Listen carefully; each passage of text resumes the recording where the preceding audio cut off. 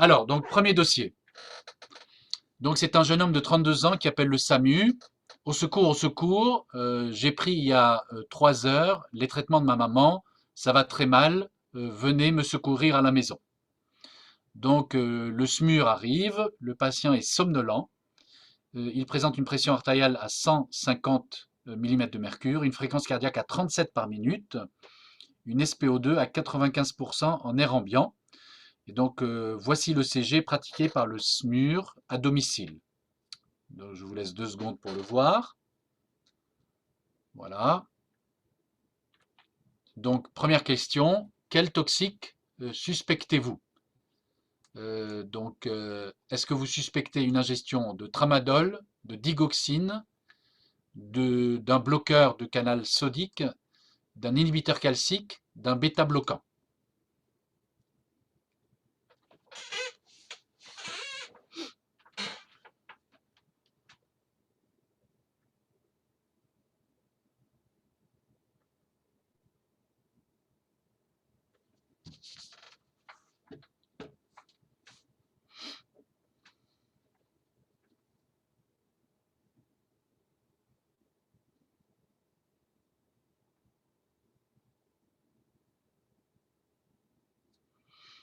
Donc, encore quelques secondes.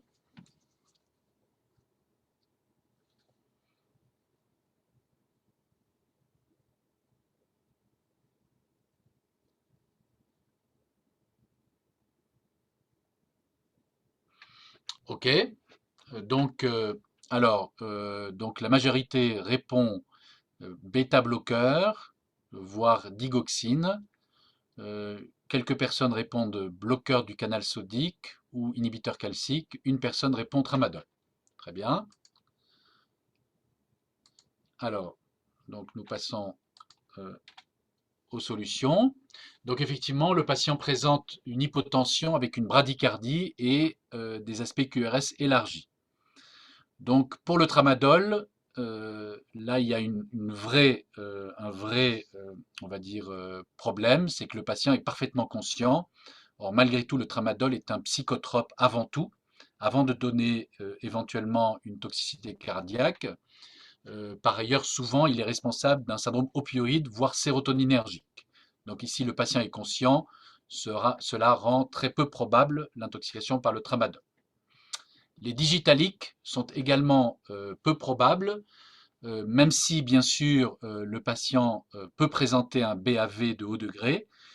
À l'inverse, il y a un tonus sympathique qui fait que l'hypotension est rarement observée, sauf évidemment un patient en train de mourir. Donc de fait, ceci rend l'intoxication digitalique peu probable. Donc l'intoxication par bêta-bloquant est effectivement responsable possiblement d'un BAV de troisième degré. L'intoxication avec effet stabilisateur de membrane, là, je vous ai mis les différents toxiques que l'on pourrait incriminer. Donc, comme vous voyez, évidemment, beaucoup d'entre eux paraissent peu probables. Les psychotropes, évidemment, comme les antidépresseurs, les phénothiazines, la carbamazépine, donneraient bien sûr des troubles de conscience ou une encéphalopathie au premier stade, ce n'est pas le cas. La chloroquine donnerait des signes neurosensoriels que ne possède pas le patient. La cocaïne, un syndrome adrénergique que ne possède pas le patient. Malgré tout, ici, on trouverait essentiellement un trouble conductif intraventriculaire, donc la présence d'ondes P devant les complexes QRS. Enfin, les inhibiteurs calciques présentent effectivement aussi un BAV de troisième degré dans le risque. Donc finalement ici, l'intoxication principale était par verapamil chez ce patient, avec donc la mise en cause d'un inhibiteur calcique. Alors, les inhibiteurs calciques se divisent en 2 grandes catégories, les dihydropyridines et les non-dihydropyridines. Alors, les dihydropyridines sont essentiellement des vasodilatateurs, donc chef de file l'amlodipine. Le patient va essentiellement présenter une vasodilatation et en fait une augmentation de l'inotropisme en réponse à cette vasodilatation avec une tachycardie et finalement un myocarde qui va essayer de compenser la vasoplégie. Autrement dit, le collapsus cardiovasculaire est relativement décalé dans le temps. Les non-dihydropyridines sont des inhibiteurs calciques qui vont à la fois être responsables d'une vasoplégie et d'une cardiotoxicité. La molécule typique, c'est le verapamil, comme notre patient. Et donc, on va avoir à la vasoplégie, on doit rajouter une perte d'inotropisme, des troubles conductifs auriculo-ventriculaires, une bradycardie, et donc globalement, très rapidement, on a une situation relativement catastrophique, ce qui semble être le cas ici chez ce patient, avec déjà un tableau extrêmement sévère, à peine 2 à 3 heures après l'ingestion des médicaments. Alors, les inhibiteurs calciques sont évidemment des toxiques, on va dire, extrêmement graves. Vous voyez ici une série d'intoxications hospitalisées en réanimation à l'hôpital de Strasbourg. On voit très clairement qu'on a affaire à des états de choc assez sévères, des bradycardies extrêmes, des BAV de haut degré, des arrêts cardiaques et un taux de mortalité non négligeable malgré la prise en charge en réanimation de 18%. Et quand on regarde les différents inhibiteurs calciques, clairement on voit que le verapamil, comme pour notre patient, est quand même responsable d'une cardiotoxicité beaucoup plus importante que les vasodilatateurs. Deuxième question. Alors, parmi les mesures suivantes, lesquelles prenez-vous à domicile? Administration de chlorure de calcium intraveineux, administration de glucagon, administration d'atropine, administration d'adrénaline, pose d'une sonde d'entraînement électrosystolique.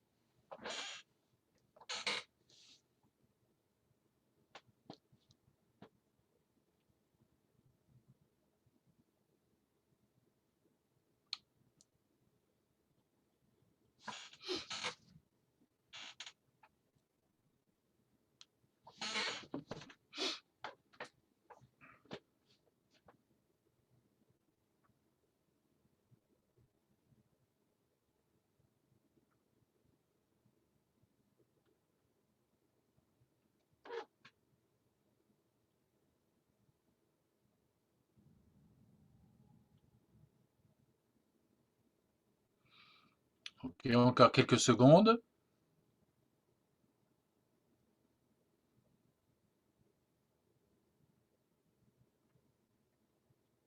J'ai arrêté le vote, hein, Bruno. Ok. Donc, à l'évidence, un certain nombre injectent du chlorure de calcium.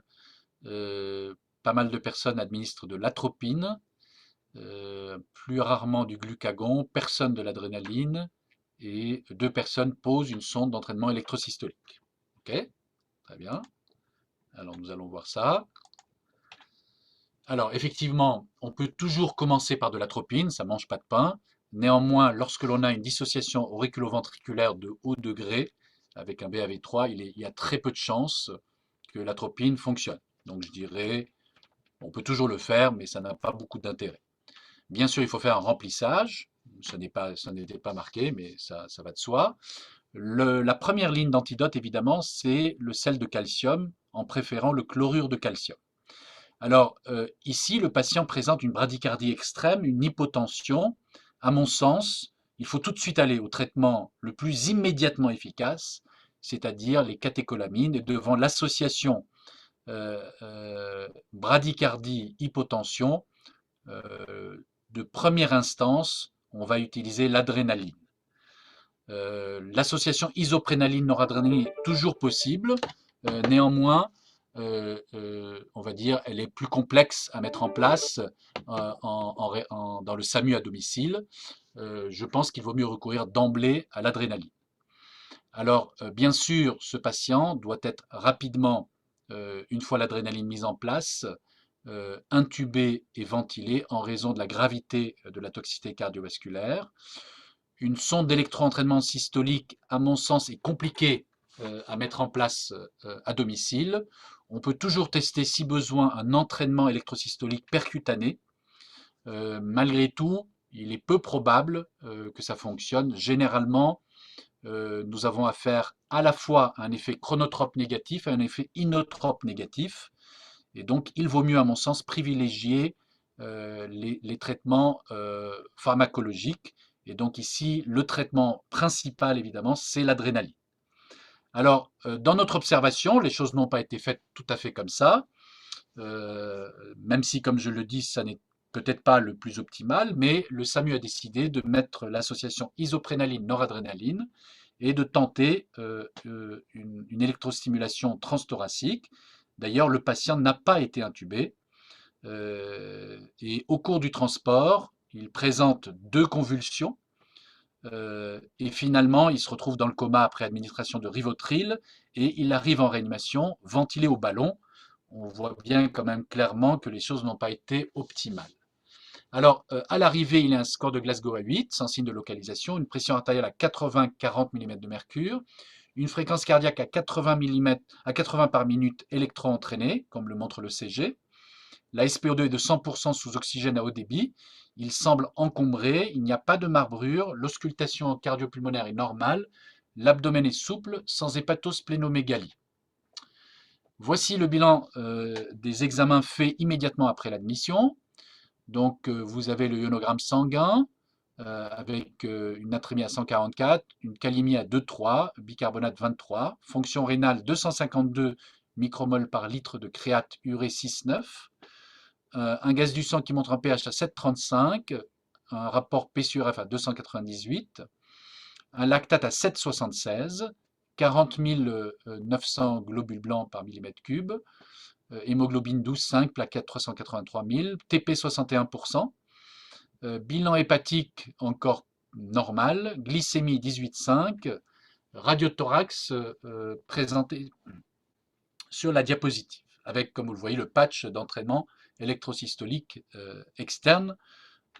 Donc, immédiatement, nous faisons une échographie qui montre un VG non dilaté, une fraction d'éjection ventriculaire qui semble relativement conservée sous le traitement instauré par isoprénaline, noradrénaline, avec une bonne cinétique segmentaire, une veine cave, on va dire confortable, sans valvulopathie significative.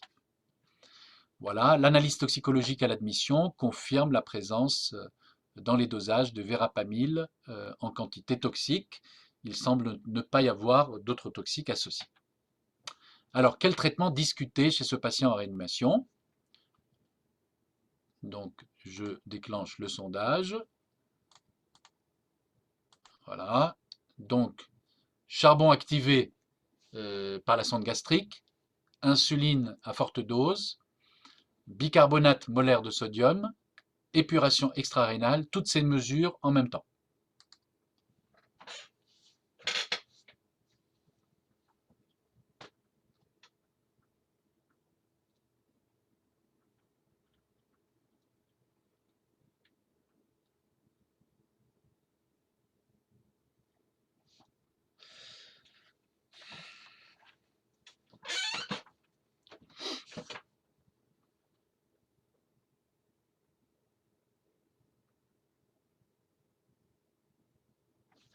Ok, très bien.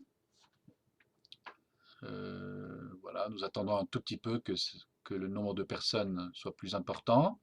Encore quelques secondes.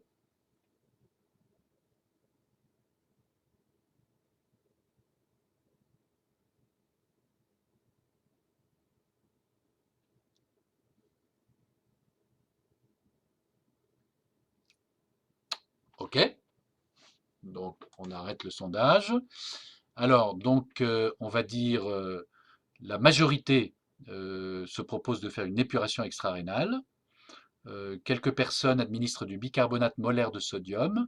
Rares personnes recourent à l'insuline à forte dose. Et quelques personnes administrent du charbon activé. Très bien, c'est intéressant, nous allons discuter tout ça. Hop là, allons-y. Alors, donc effectivement, le point le plus important, rapidement, c'est mettre en place les traitements symptomatiques. Ce sont les traitements qui peuvent sauver un patient en défaillance circulatoire. Et donc ici, comme nous l'avons dit, l'adrénaline est la molécule clé. On va dire le patient est intubé, ventilé, évidemment, puisque nous n'attendions pas une indication de l'intubation sur le score de Glasgow, mais sur la gravité de l'état de choc. Et donc, ce traitement est mis en place. Alors, évidemment, pour le bicarbonate molaire de sodium, on peut toujours discuter. Les QRS sont élargis. À l'admission, nous n'avions pas encore connaissance précise des toxiques ingérés. On peut tout à fait tenter le bicarbonate molaire de sodium dans l'idée qu'il y avait un effet stabilisateur de membrane que l'on ne pouvait écarter. Malgré tout, lorsque l'on a appris évidemment qu'il s'agissait d'un inhibiteur calcique, ce traitement semble peu adapté. Donc les antidotes, c'est le sel de calcium en première intention, et en deuxième intention, c'est l'insuline euglycémique, donc à forte dose, nous allons le rediscuter. Et enfin, évidemment, une fois intubé, ventilé, même si l'ingestion est déjà de plus de 3 heures, il convient de procéder à une décontamination digestive chez ce patient qui a ingéré des doses massives de cardiotoxiques, car d'abord, il peut y avoir des formulations à libération prolongée, ce qui sera le cas ici, et puis deuxièmement, il peut y avoir des réabsorptions digestives après amélioration de la circulation mésentérique. Alors, on va revenir sur ces points. Premier point, le plus important évidemment, c'est d'accorder de l'importance aux traitements symptomatiques. Donc les traitements symptomatiques, ce sont les traitements qui sauvent les gens. Donc en l'occurrence ici, ce qui va sauver ce patient, c'est l'adrénaline et l'intubation, ventilation mécanique. Ce sont des traitements qui vont permettre d'améliorer la perfusion des organes, l'oxygénation des organes, mais évidemment, ils ne vont avoir que très peu d'effet sur la pharmacocinétique et donc l'élimination des toxiques. Alors, deuxième traitement qu'il faut discuter ici, c'est donc la décontamination digestive. Alors certes, comme vous le savez, généralement la décontamination digestive est réservée aux urgences ou à l'admission dans une intoxication standard aux 2 heures suivant l'ingestion d'une dose toxique, en l'absence de contre-indication que constitue le trouble de conscience, et on utilise le charbon activé. Néanmoins, comme je l'ai expliqué ici, nous avons affaire à un patient très gravement intoxiqué avec une ingestion massive de cardiotoxiques. Il est intubé ventilé. Il convient d'administrer du charbon activé car le cardiotrope présente des formes à libération prolongée avec donc une absorption digestive prolongée.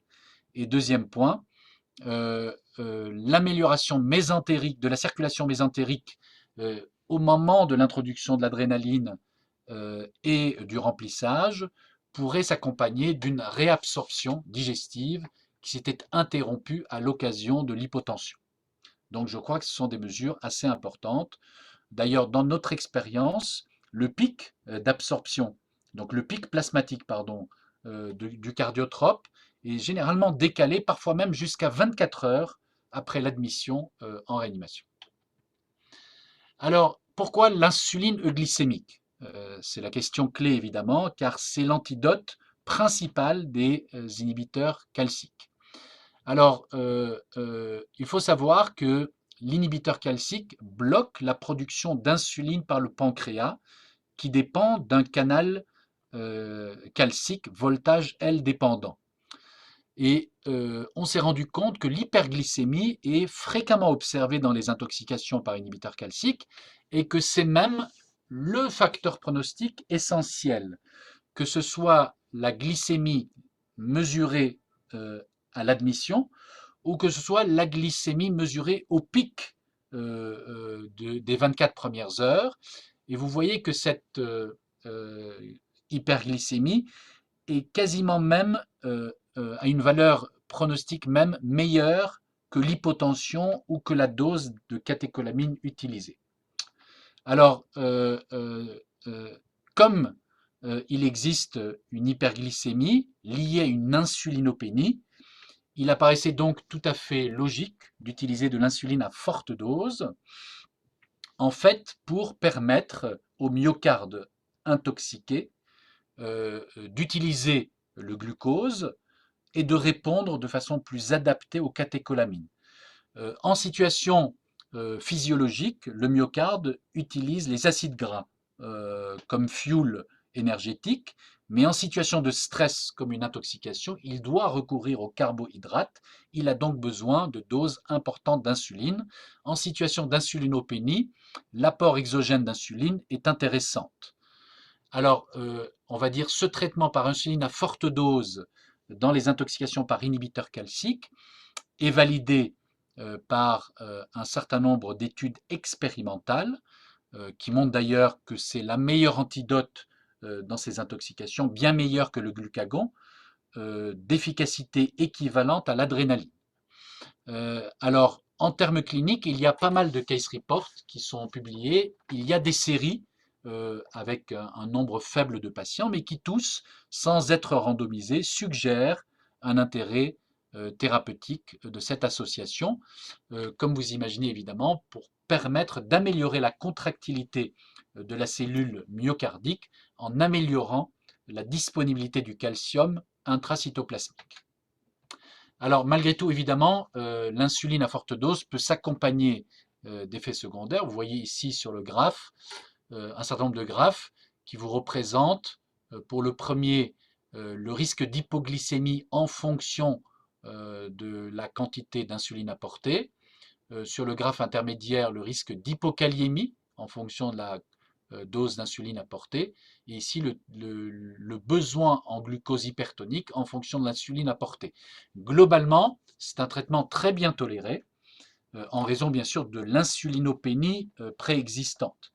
Je dirais même quasiment, si une hypoglycémie venait à apparaître, ceci suggérerait que le cardiotrope en cause n'est peut-être pas l'inhibiteur calcique, voire si l'hypoglycémie survenait quelques heures après la prise en charge, eh bien que l'inhibiteur calcique est en train de s'éliminer.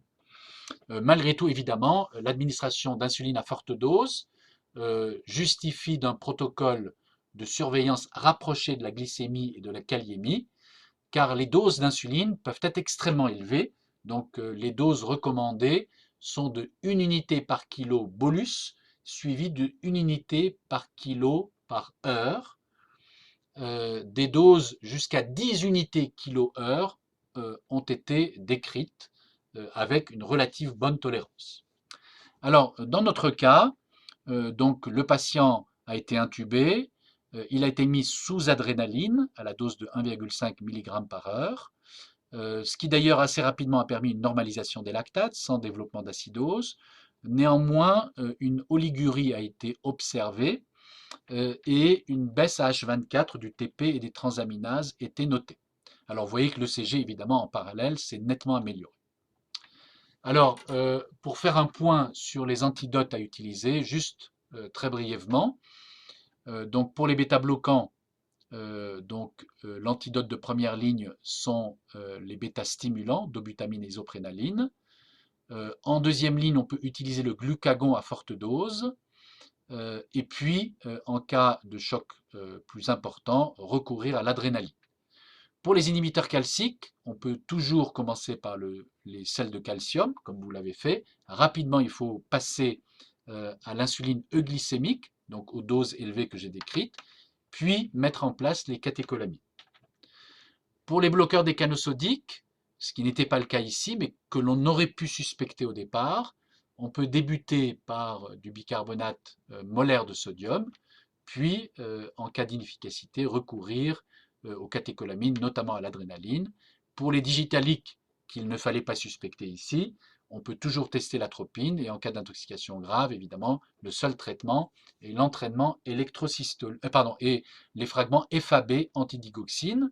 Alors, dans le temps, on utilisait l'entraînement électrosystolique, mais comme vous le savez, cette technique, dans le cas des intoxications par digitalique, est dangereuse et donc elle ne doit être utilisée qu'en cas d'indisponibilité des FAB antidigoxine.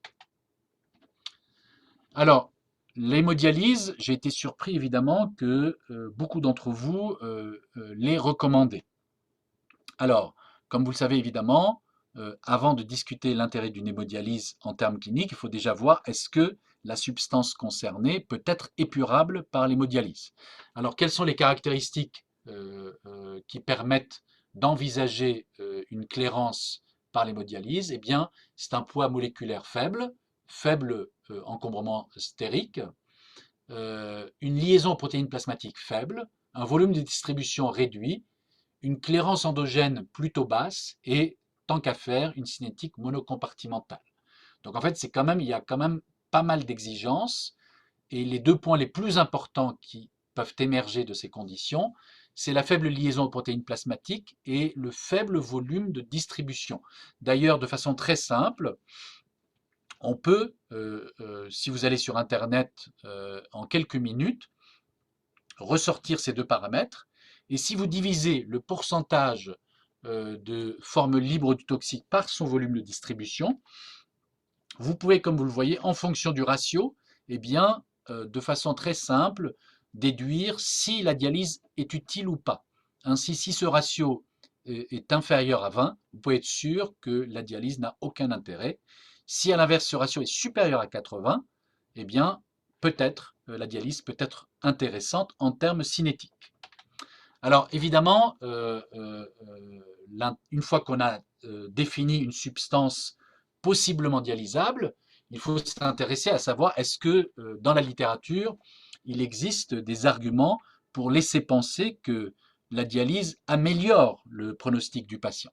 Alors aujourd'hui, on va dire de façon certaine, on peut retenir 4 grands domaines d'intoxication pour lesquels la dialyse peut être utile: les alcools toxiques, l'aspirine, le lithium et la metformine. Alors, je vous rassure, il y aura une séance qui sera dédiée à cette discussion. Et vous voyez, dans beaucoup d'autres cas, il peut y avoir éventuellement une possibilité d'épuration par le toxique. Néanmoins, les arguments de la littérature pour laisser penser que cette dialyse est utile pour le patient sont faibles. D'ailleurs, on va dire, il peut même y avoir des données contradictoires parfois. Et vous voyez ici, pour mieux le comprendre, je vous ai représenté la sévérité du patient en fonction des concentrations, avec souvent des relations qui sont de type sigmoïdal. Et vous voyez, si l'on prend 3 patients, le patient A, le patient C, le patient E, qui tous se présentent avec une forme extrême de sévérité, eh bien, si nous appliquions la technique de dialyse, par exemple avec une épuration de l'ordre de 20% du toxique, eh bien, vous voyez que pour le patient A, nous obtiendrions aucun bénéfice clinique. Pour le patient C, nous obtiendrions un certain bénéfice clinique. Et pour le patient E, qui a peut-être une relation un peu différente entre ses effets et ses concentrations de toxiques, eh bien lui, on obtiendrait une amélioration complète. Donc, ceci montre que la difficulté évidemment d'établir le bénéfice clinique d'une épuration extra-rénale chez un patient et la possible présence basée sur des case reports de données contradictoires dans la littérature.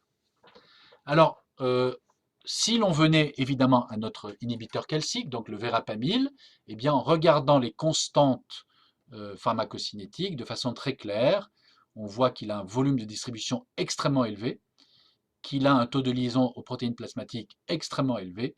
Donc de fait, on peut en déduire qu'il n'y a aucun bénéfice attendu à toute technique d'hémodialyse, que ce soit une hémodialyse intermittente conventionnelle, une hémodialyse continue, voire même, si c'était à disposition, une hémoperfusion. Globalement, aucun intérêt de ces techniques.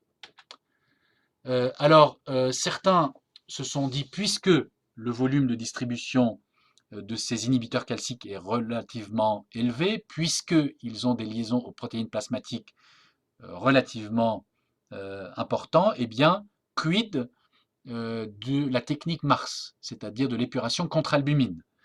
Alors, des données préliminaires laissaient penser, ici comme vous le voyez basé sur essentiellement 3 cas cliniques, que l'on pouvait avoir un bénéfice en termes cinétiques qui se traduirait par un bénéfice clinique.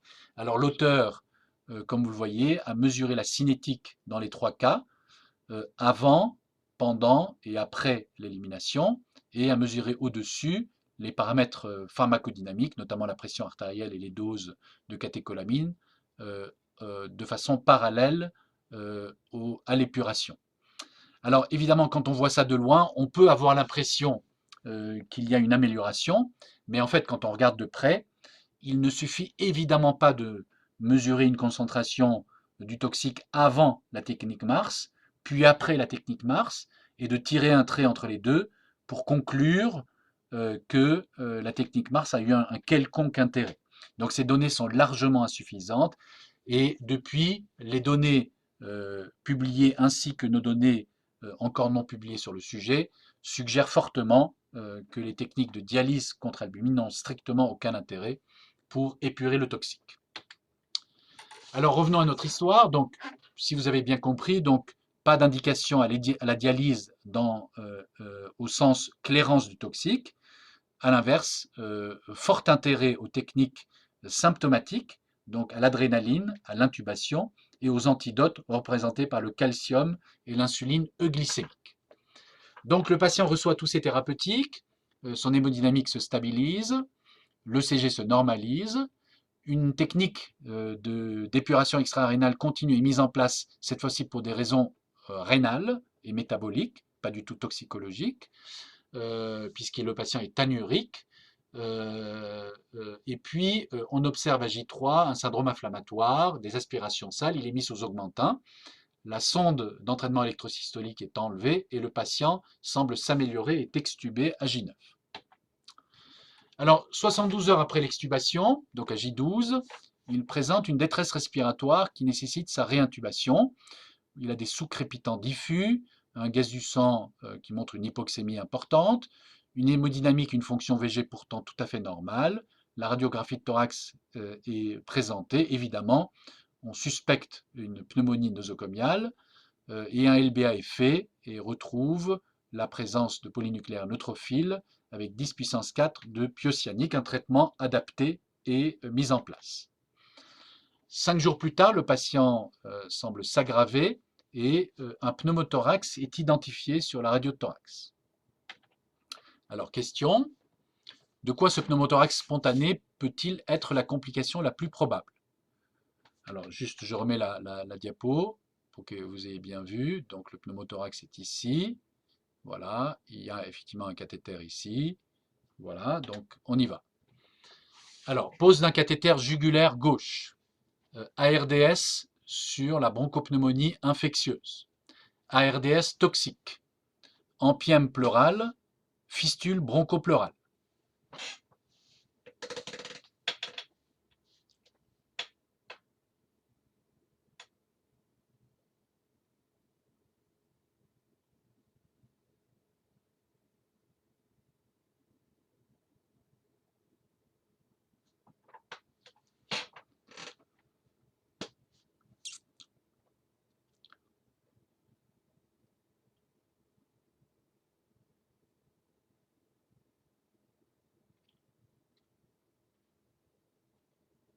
OK, donc on va mettre fin au sondage. Donc, effectivement, on peut toujours se poser la question du cathéter jugulaire gauche, mais il y avait un délai important entre sa pose et l'apparition du pneumothorax, avec des radios très régulièrement faites dans l'intermédiaire qui ne montraient pas de pneumothorax.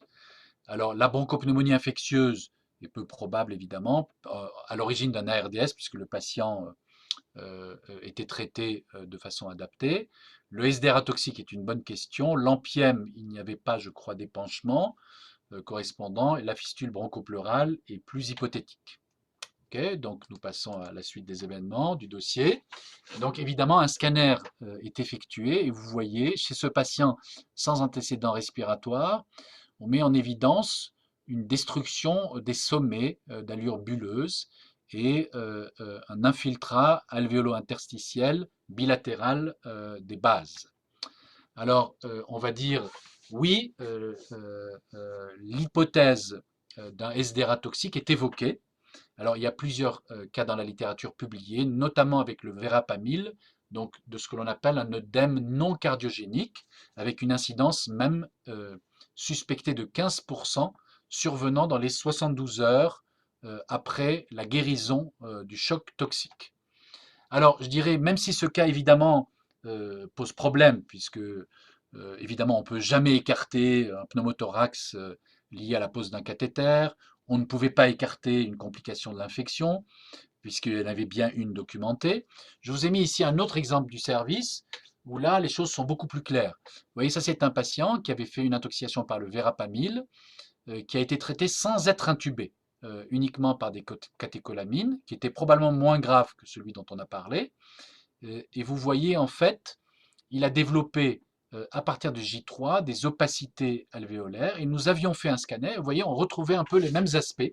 Donc, je rappelle ici, chez un patient jamais intubé, avec des aspects donc destruction du sommet et des infiltrats des bases.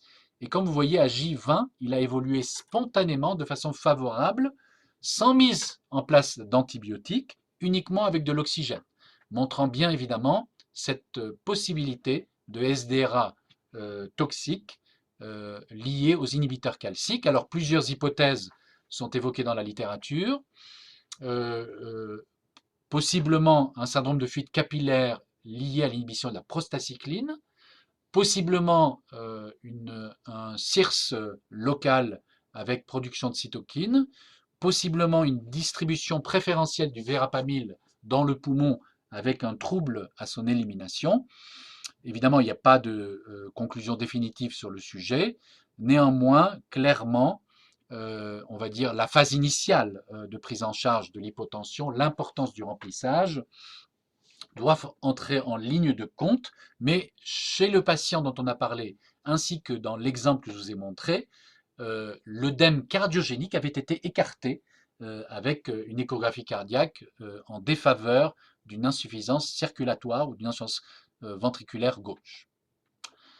Alors, on va dire, notre patient présente brutalement un épisode de méléna avec déglobulisation. Une fibroscopie œsophagienne lui est effectuée, on retrouve une œsophagite ulcérée de grade 3 avec une sténose œsophagienne et des fausses membranes. Un scanner thoracique est fait et vous voyez ici, on voit l'œsophage, on voit même une sorte d'épaississement périœsophagien.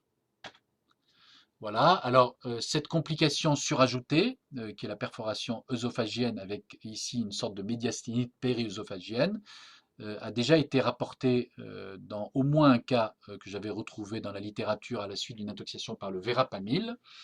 Et donc, on va dire ici est mise en cause une modification du tonus du sphincter inférieur de l'œsophage liée à cette intoxication, à l'origine, on va dire, d'une œsophagite et à l'origine de cette perforation. Voilà, notre patient a évolué de façon relativement favorable malgré la survenue de pneumothorax contralatéral, donc montrant bien que finalement le cathéter n'était peut-être pas en cause. Voilà, je vous montre un peu les clichés de son évolution, donc qui a été assez longue dans le service de réanimation, avec finalement une rééducation assez longue, une trachéotomie, une décannulation et un retour à domicile. Voilà. Alors, le plus important peut-être, c'est de revenir sur l'idée de la cinétique du verapamil. Donc, comme vous voyez sur le graphe ici, nous avions fait l'épuration extra-rénale, mais à nouveau dans l'idée d'un objectif néphrologique. Et donc, ceci nous permettait d'abord de mesurer les demi-vies d'élimination extrêmement allongées, probablement liées bien sûr aux différences d'organes rénales et hépatiques, mais au final, une très faible élimination quand on calcule la dialysance du verapamil, moins de 2% éliminés au cours de ces séances de dialyse. Voilà.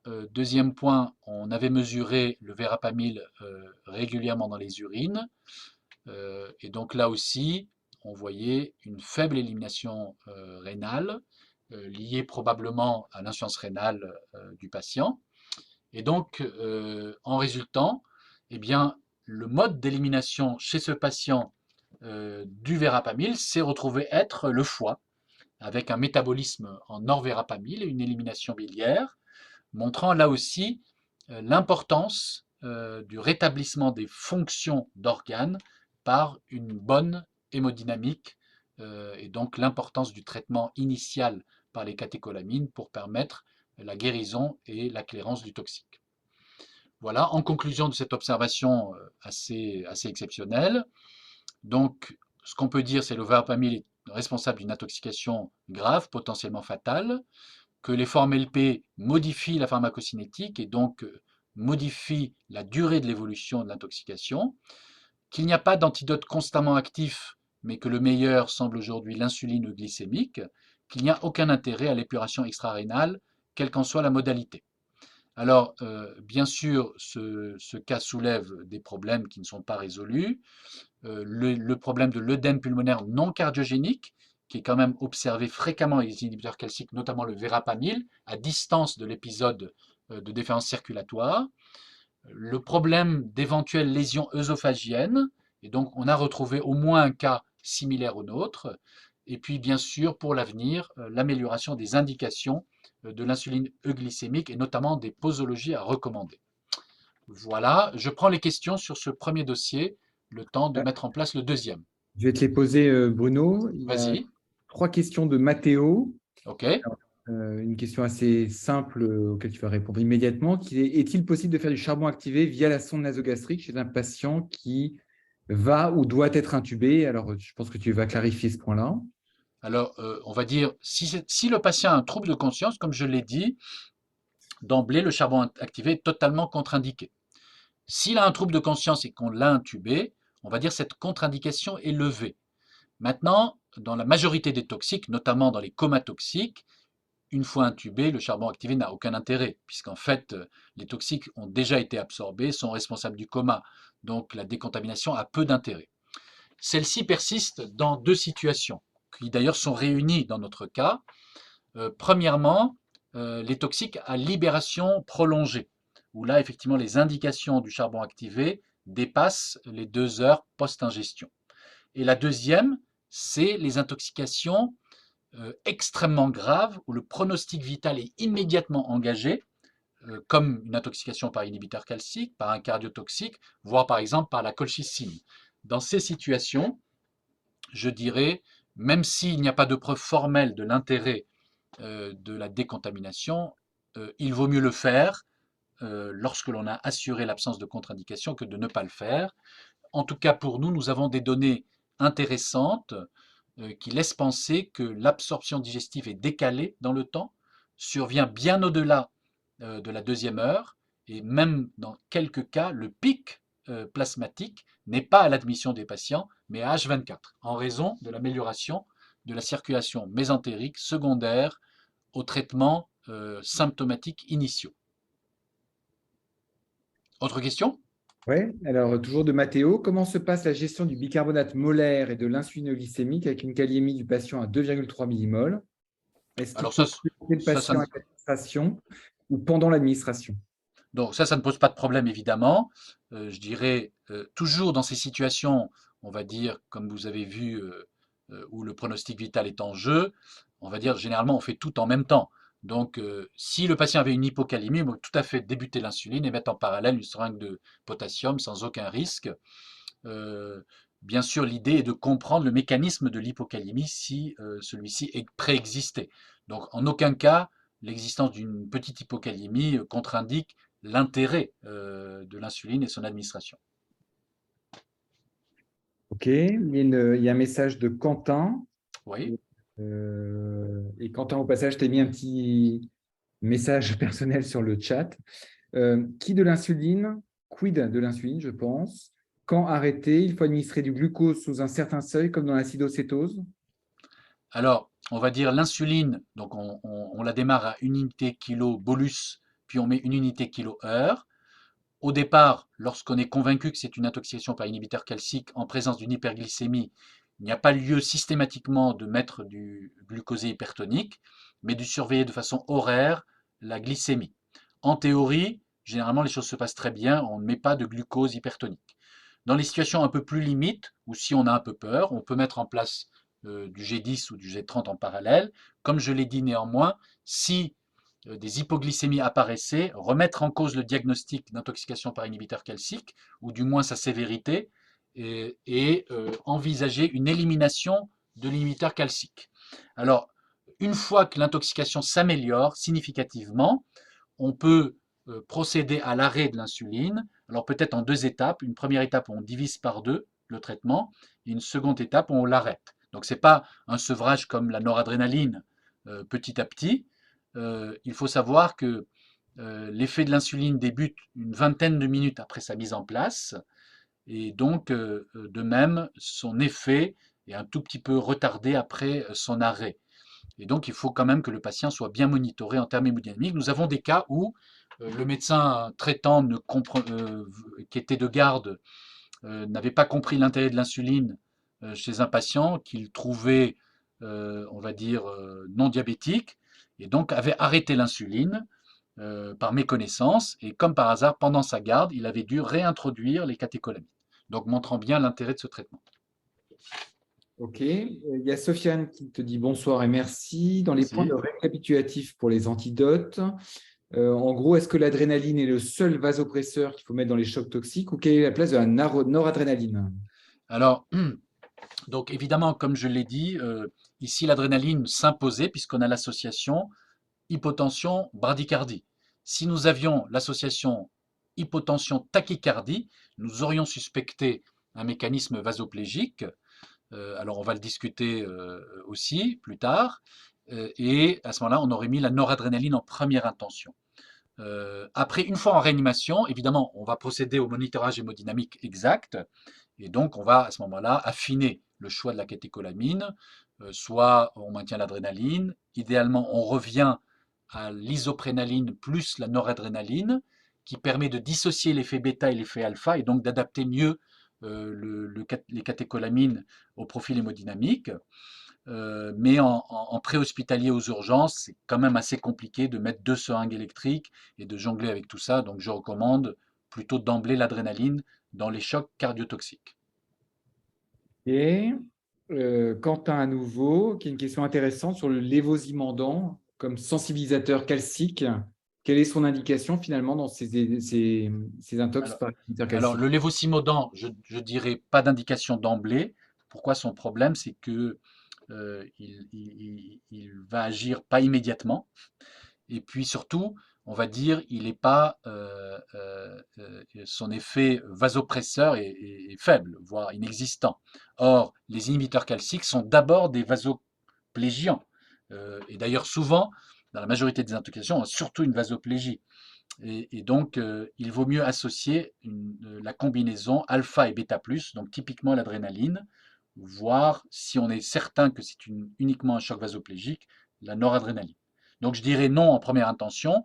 Après, lorsqu'on arrive à des situations où on a l'impression que les catécholamines ne marchent pas bien, on peut le discuter dans un choc cardiogénique pur, mais aujourd'hui, à mon avis, et c'est ce qu'on va discuter maintenant, l'ECMO véno-artériel s'impose à toute tentative d'antidote non conventionnel.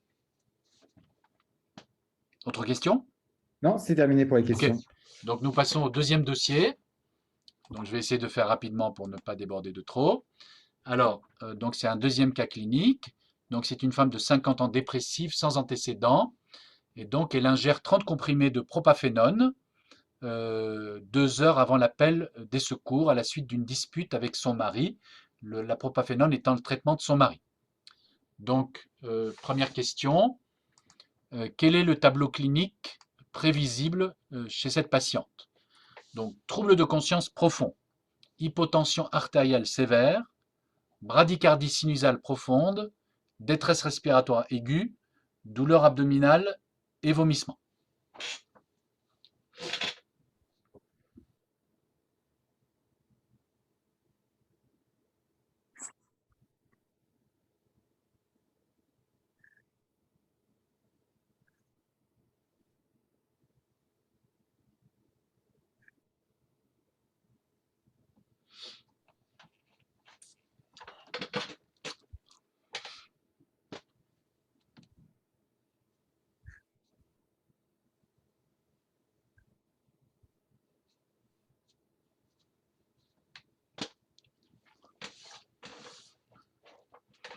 OK. Donc, effectivement, tout le monde a bien compris que la propafénone est un cardiotoxique. Donc, il va pas c'est pas du tout un psychotrope, donc ça ne va pas donner un trouble de conscience profond. S'il y a trouble de conscience, celui-ci est secondaire au bas débit cardiaque. Il va plutôt donner évidemment des problématiques cardiovasculaires, donc d'hypotension essentiellement sévère. La détresse respiratoire, là aussi, n'est que secondaire si elle apparaissait. Alors, donc la propafénone est donc un antiarythmique de classe 1. Et donc, comme vous le savez évidemment, c'est un toxique stabilisateur de membrane.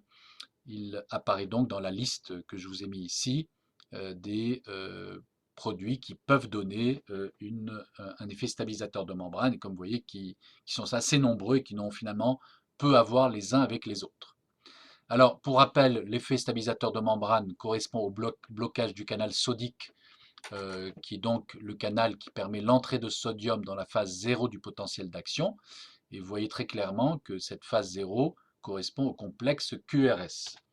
Et donc de fait, nous allons observer sur l'ECG un bloc de conduction intraventriculaire avec l'élargissement des QRS, associé généralement à un aplatissement des ondes T et un allongement modéré du QT. Le risque de cet effet stabilisateur de membrane est la survenue d'une arythmie ventriculaire, voire plus rarement d'une évolution vers l'asystole par élargissement des QRS extrêmes, associée à un collapsus cardiogénique plus ou moins vasoplégique.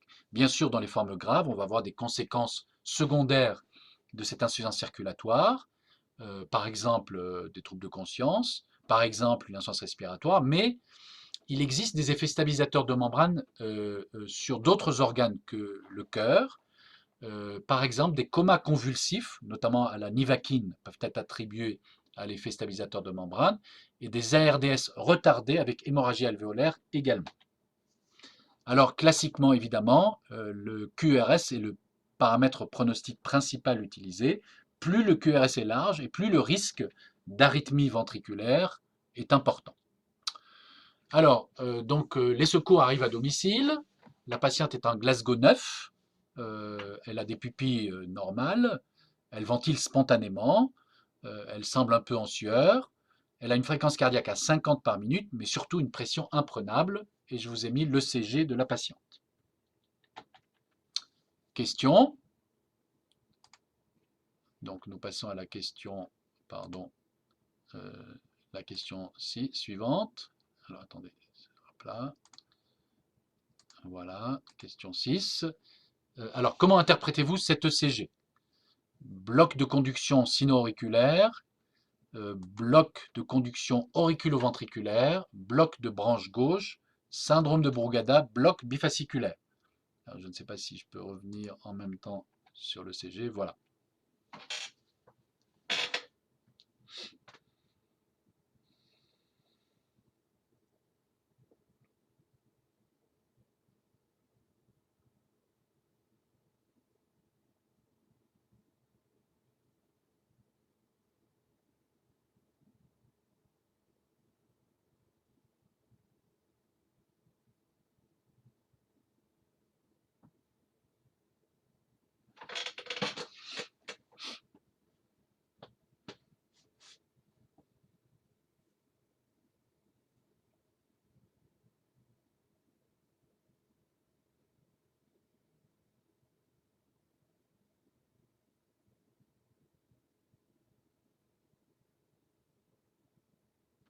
OK.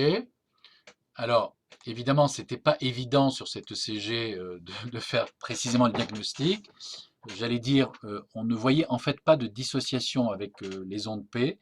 Et très clairement, le mécanisme de toxicité on va dire, du propafénone suggérait un bloc de conduction intraventriculaire avec un aspect d'ailleurs de Brugada. Alors, j'allais dire, il est peut-être pas typique, c'est pourquoi j'ai mis ici un aspect beaucoup plus typique pour l'expliquer. Donc, voici un ECG avec un effet stabilisateur de membrane, un bloc de conduction intraventriculaire et un aspect de Brugada. Alors, cet aspect se voit sur les dérivations droites, donc ici V1, V2, et on voit en fait une surélévation du point J par rapport à la ligne isoélectrique et un segment ST descendant que l'on peut parfois voir avec un aspect de hamac. Et donc ça, ce sont des aspects Brugada. Alors, nous avions observé cet aspect dans 15% de nos intoxications avec des intoxications avec les antidépresseurs tricycliques. Et vous voyez, cet aspect s'améliore avec l'élimination du toxique, voire dans certains cas après la perfusion de bicarbonate molaire de sodium. C'est donc un aspect purement fonctionnel qui n'est pas lié à une anomalie génétique, contrairement évidemment à l'effet Brugada que l'on peut rencontrer dans une population qui ferait un malaise spontané, qui a haut risque d'arythmie ventriculaire et qui justifie alors de la pose d'une sonde de stimulation interne. Alors, le traitement de la patiente, évidemment, a consisté d'abord, comme je l'ai expliqué précédemment, en la mise en place de traitements symptomatiques. Donc ici, à nouveau, devant la gravité du collapsus cardio-circulatoire, une intubation immédiate, un remplissage adapté à la volémie.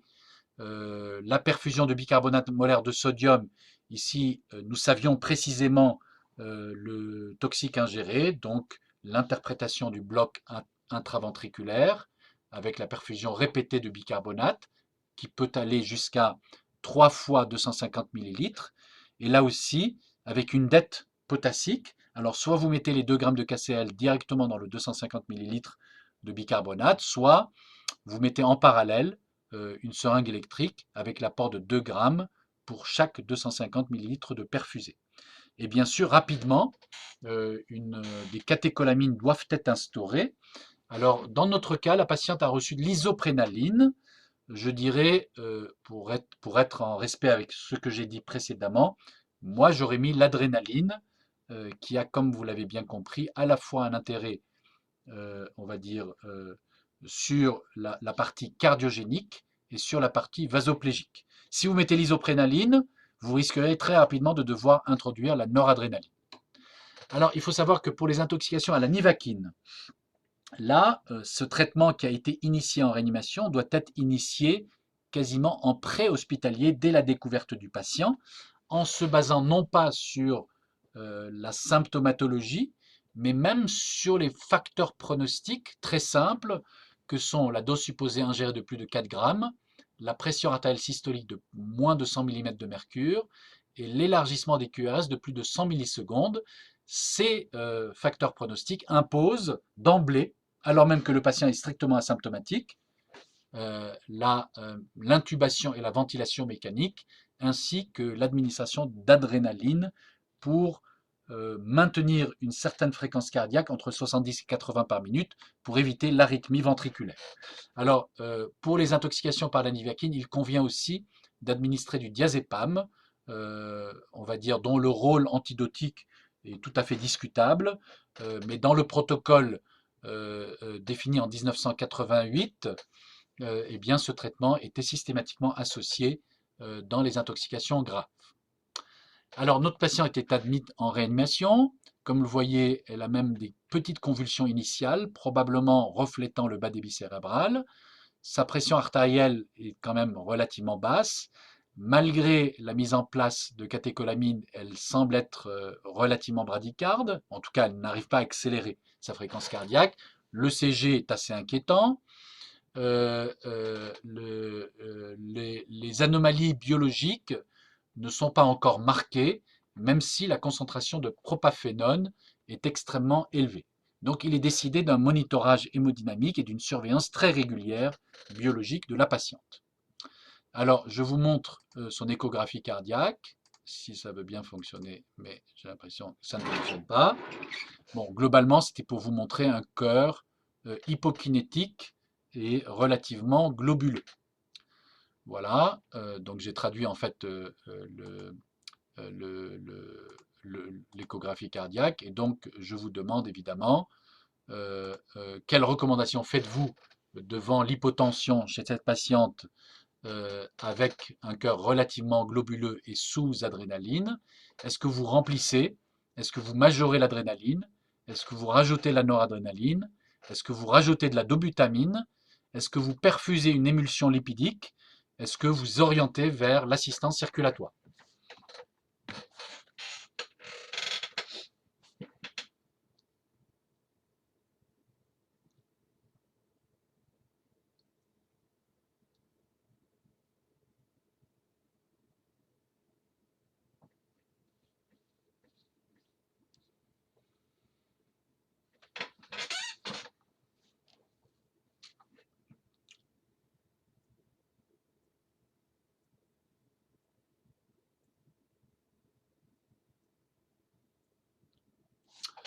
OK. Alors, donc, il n'y a que deux solutions qui sont proposées. La perfusion de dobutamine et l'assistance circulatoire. Donc, effectivement, le remplissage semble pas utile. Le cœur semble déjà assez globuleux. La noradrénaline n'a pas d'intérêt. On est en face d'un choc cardiogénique relativement pur. Alors, la perfusion de dobutamine me semble très peu utile. En fait, le pouvoir inotrope de la dobutamine en comparaison à l'adrénaline que reçoit déjà la patiente est négligeable. Donc, je dirais, si vous vouliez perfuser de la dobutamine, augmentez l'adrénaline. Mais effectivement, le risque de l'augmentation unique d'adrénaline est de majorer la partie bêta+, mais aussi la partie alpha+, et donc finalement d'augmenter la post-charge devant un cœur intoxiqué. D'où bien sûr l'idée très rapidement de discuter des thérapeutiques alternatives d'exception. Et donc nous allons discuter l'émulsion lipidique et la circulation, l'ECMO véno-artérielle. Alors, donc voilà, donc on va dire alors c'est un cas un peu ancien, donc ici un cathétérisme cardiaque droit est instauré pour mesurer l'hémodynamique, mais il est d'information, c'est pour ça que j'ai maintenu cette diapositive.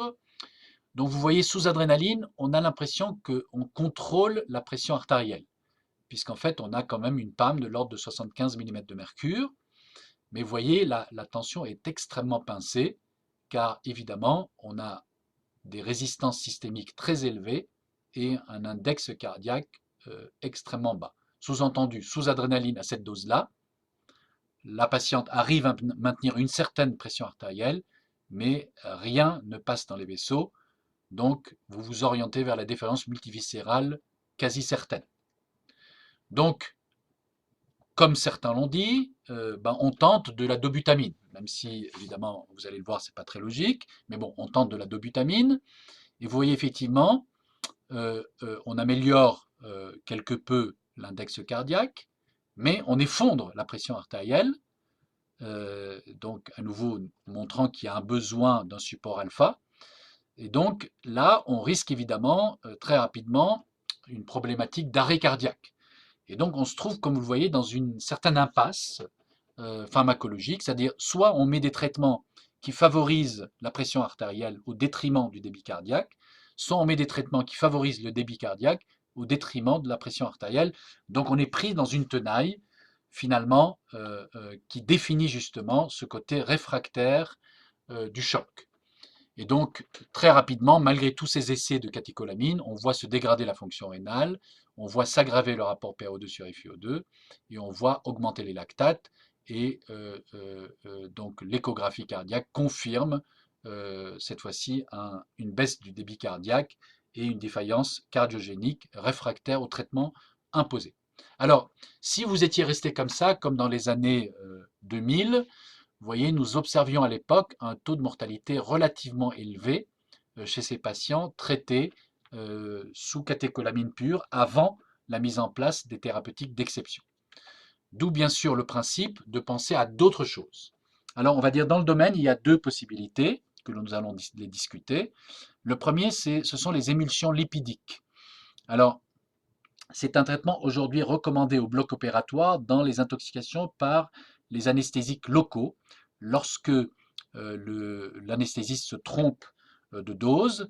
Et donc le principe de ce traitement, c'est on va dire, de capter le produit anesthésique, qui est donc un médicament qui agit par effet stabilisateur de membrane, dans les vésicules lipidiques, d'éviter sa distribution tissulaire.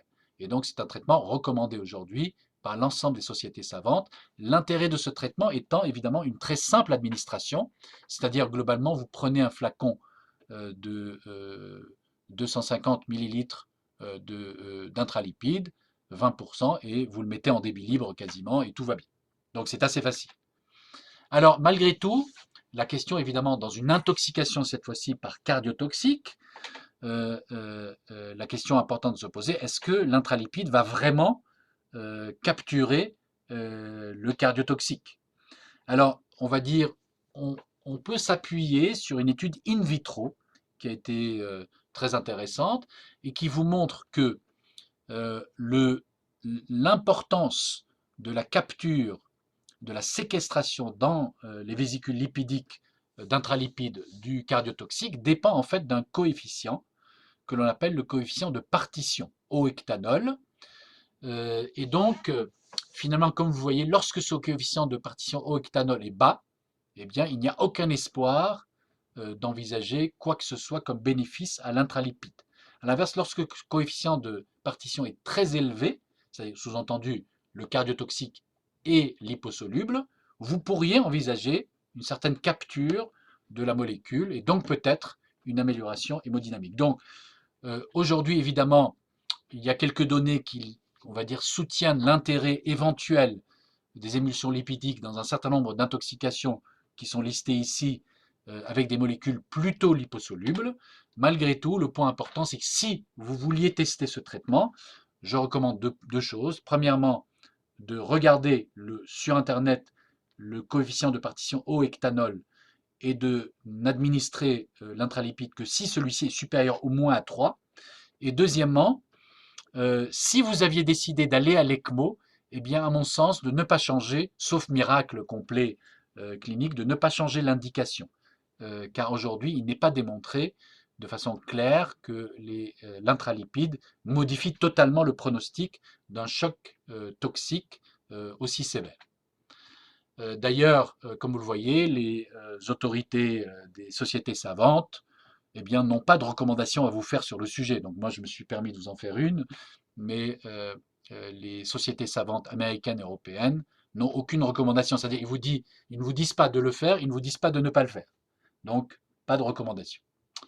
Voilà. Alors, évidemment, le deuxième traitement d'exception à discuter, c'est l'assistance circulatoire, qui va donc permettre de se substituer au cœur, et donc cette fois-ci de façon efficace d'assurer un débit, et d'améliorer donc la perfusion tissulaire des organes, et donc d'espérer bien sûr éliminer le toxique après métabolisme hépatique et clairance rénale. Alors c'est une technique qui dans le temps était faite par un abord chirurgical, fémoral, qui aujourd'hui peut se faire par voie percutanée. Il faut généralement une deuxième équipe qui permet bien sûr le débulage de l'appareil. Et puis comme vous le voyez ici, nous mettons en place la cannulation par voie fémorale.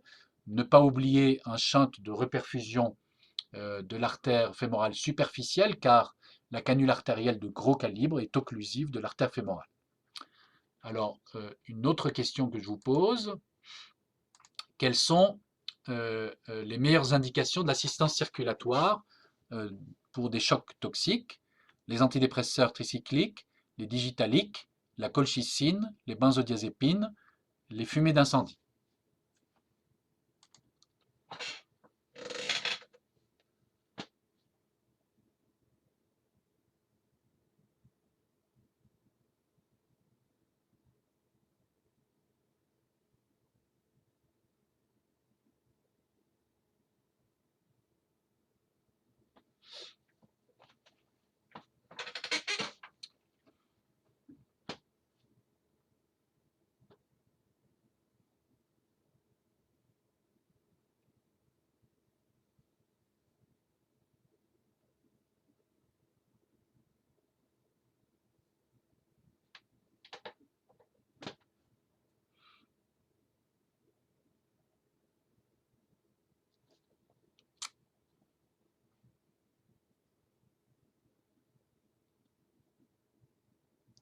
Ok, très bien. Donc, alors effectivement, les fumées d'incendie, les benzodiazépines, ça a très peu d'intérêt.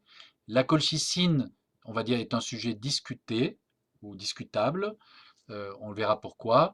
Les digitaliques, ça a peu d'intérêt puisqu'il existe un traitement parfaitement efficace que ce sont les FAB antidigoxines. Donc, si vous deviez mettre l'assistance circulatoire, c'est en attente du traitement antidotique. Et donc, l'indication, évidemment, dans ces toxiques suggérés ici, c'est les antidépresseurs tricycliques, potentiellement responsables d'un effet stabilisateur de membrane, comme chez notre patiente. Alors, pourquoi pas, on va dire, réfléchir, pardon, pourquoi pas la colchicine? Car la colchicine est un toxique lésionnel. Et donc, alors même que vous pourriez améliorer le débit de perfusion d'organes en réinstaurant un débit circulatoire satisfaisant, eh bien, vous auriez le développement de façon parallèle de lésions d'organes qui pourraient conduire au décès du patient sous ECMO. D'ailleurs, aujourd'hui, dans la littérature médicale, il y a 2 cas uniques publiés de succès de l'ECMO dans la colchicine, 2 cas pour lesquels on va dire on peut discuter d'abord pour l'un d'entre eux la réalité de l'intoxication par la colchicine et pour le deuxième on aurait pu discuter peut-être une amélioration sans ECMO. Donc on va dire ça reste un sujet discuté. En pratique, ce sont les toxiques fonctionnels qui sont une indication de l'ECMO avec donc un choc cardiotoxique. Alors, évidemment, toute la difficulté est de savoir à quel moment mettre l'ECMO. Si vous le mettez trop tardivement, le patient est déjà en déférence multiviscérale, donc ça n'a pas d'intérêt. Si vous le mettez trop facilement, trop rapidement, c'est aussi problématique, car peut-être que sans ECMO, le patient serait amélioré. Et donc aujourd'hui, il n'y a pas de critères stricts pour la pose de l'ECMO. Donc ici, je vous ai mis une diapositive qui résume nos critères à nous, qui sont d'ailleurs des critères dépendants du toxique. Et donc, comme vous voyez, pour les effets stabilisateurs de membrane, on va essentiellement être basé sur la dose d'adrénaline. Et donc, il faut une dose d'adrénaline de plus de 3 mg/h en présence d'une défaillance d'organes. Alors, de quoi dépend le débit d'assistance circulatoire lorsque on met en place une ECMO, ou plus exactement, de quel élément ne dépend pas le débit d'assistance? Donc, la taille des canules, la vitesse de rotation de la pompe, le remplissage vasculaire, la vitesse de perfusion des catécholamines, la vitesse de balayage de la membrane.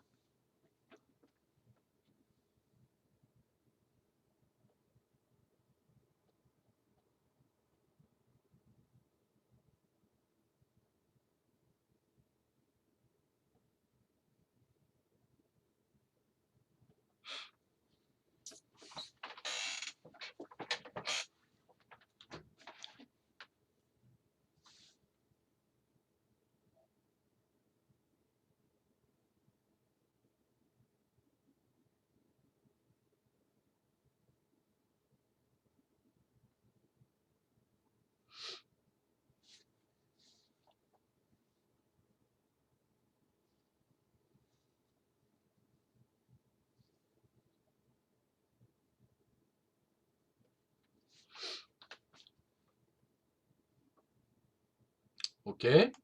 Donc clairement, c'est le dernier paramètre, la vitesse de balayage de la membrane, qui n'a rien à voir avec l'ECMO, au sens assistance circulatoire. À l'inverse, la taille des canules, la vitesse de rotation, le débit des catécholamines utilisées, le remplissage, tout ça a un effet sur le débit d'assistance. Voilà, donc ici, la patiente est mise en assistance circulatoire, donc il faut évidemment assurer pour avoir un bon débit d'assistance, une PAM avec un vasopresseur. Il faut peut-être mettre parfois de la dobutamine pour permettre une vidange complète du ventricule gauche. Il faut bien sûr assurer une bonne volémie avec, si besoin, des transfusions. Et puis, généralement, chez les patients intoxiqués, on va utiliser une anticoagulation efficace, une sédation avec une curalisation et bien sûr une ventilation protectrice. Et très vite, comme vous voyez, l'état circulatoire s'améliore, le cœur se met au repos, le rythme cardiaque anarchique s'améliore et le patient peut être géré en réanimation comme tout autre patient, très simplement, avec une surveillance neurologique régulière pour être sûr évidemment que l'évolution se fait dans le bon sens. Voilà, et donc comme vous voyez ici, finalement, la patiente évolue très favorablement, rapidement. Ça vous montre bien que les durées d'assistance circulatoire sont très courtes, ici 48 heures, juste le temps de permettre au foie et aux reins reperfusés d'éliminer le toxique. D'ailleurs, pour bien comprendre le bénéfice de l'assistance circulatoire dans ce cas, on voit ici que le débit cardiaque spontané était relativement bas au départ. Il a même frôlé le zéro à un moment. Heureusement, il a été repris par le débit d'assistance ici, ce qui a permis la normalisation des paramètres de perfusion tissulaire avec l'augmentation de la SVO2, la baisse du lactate et le sevrage des catécholamines, notamment de l'adrénaline, pour éviter toute sidération myocardique. Dernière question, quelles sont les considérations d'ordre éthique que l'on pourrait prendre chez ce type de patient? Souvent, c'est une question qui se pose. Voilà. Donc, en attendant, en attentant à ces jours, le sujet commet un acte pathologique. Dans l'immense majorité des cas, le suicidant ne se plaindra pas d'avoir été soigné. Le suicidant est souvent ambivalent, ses volontés changent d'un moment à l'autre. Le désir de mort est constant chez le suicidant. Le médecin doit soigner un suicidant contre son gré, sinon il risque la non-assistance à personne en péril.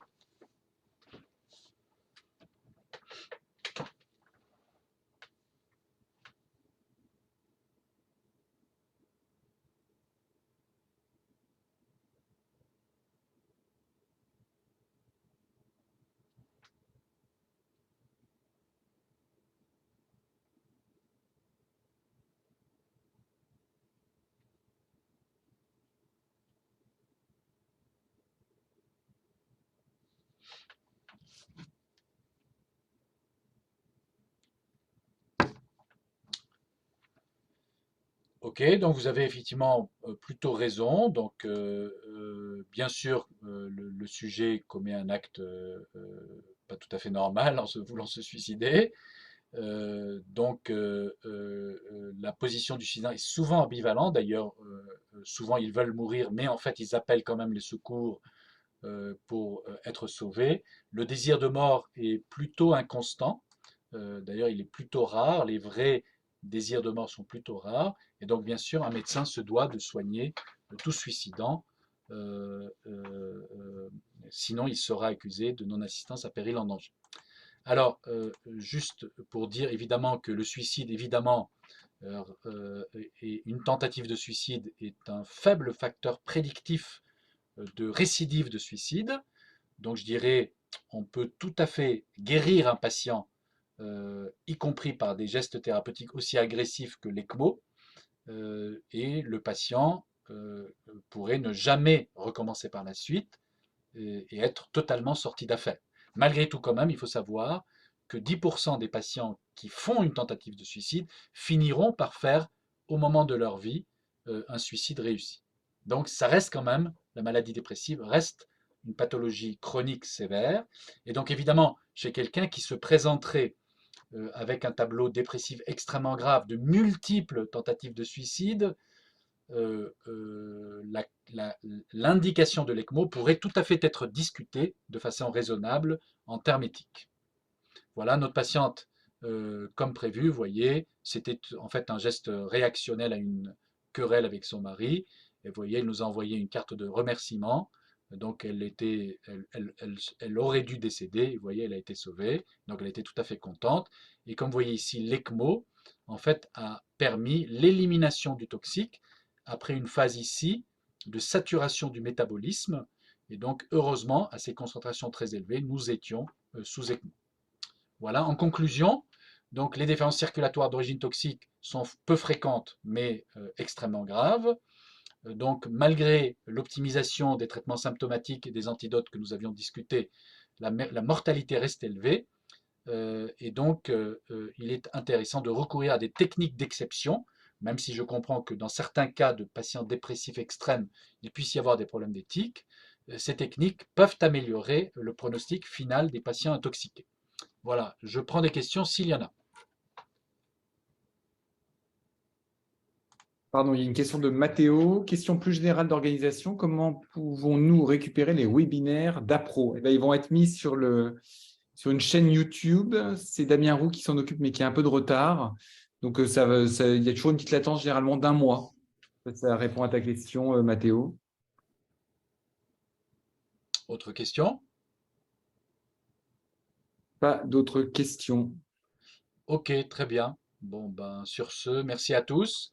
Et donc le message important, attention, intoxication par gaïdotrope égale danger vital, égale nécessité absolue d'être hospitalisé en réanimation, égale traitement symptomatique en premier, ne pas manquer le moment de l'intubation, bien envisager les antidotes, prendre un avis spécialisé, voire parfois référer le patient vers un centre spécialisé comme le nôtre à la Riboisière, et évidemment,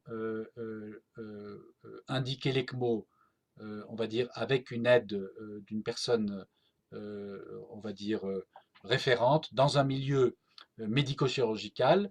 Et dans ces cas-là, on peut peut-être espérer améliorer le pronostic de ces patients. Merci beaucoup. Alors, attends, juste il y avait Sofiane qui avait une question. Oui. Sofiane, pose ta question. Bon. Ah, oui, pouvez-vous brièvement rappeler la différence dans les utilisations de dobutamine et d'isoprénaline?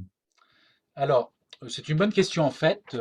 Alors, on va dire les deux molécules sont des bêta-stimulants, donc ils n'ont pas d'effet alpha-stimulant. Donc, ils n'ont d'indication que dans le choc cardiogénique pur.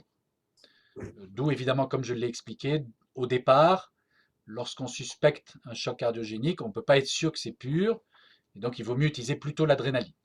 Mais la différence entre les deux, c'est que le pouvoir inotrope positif de l'isoprénaline est beaucoup plus puissant.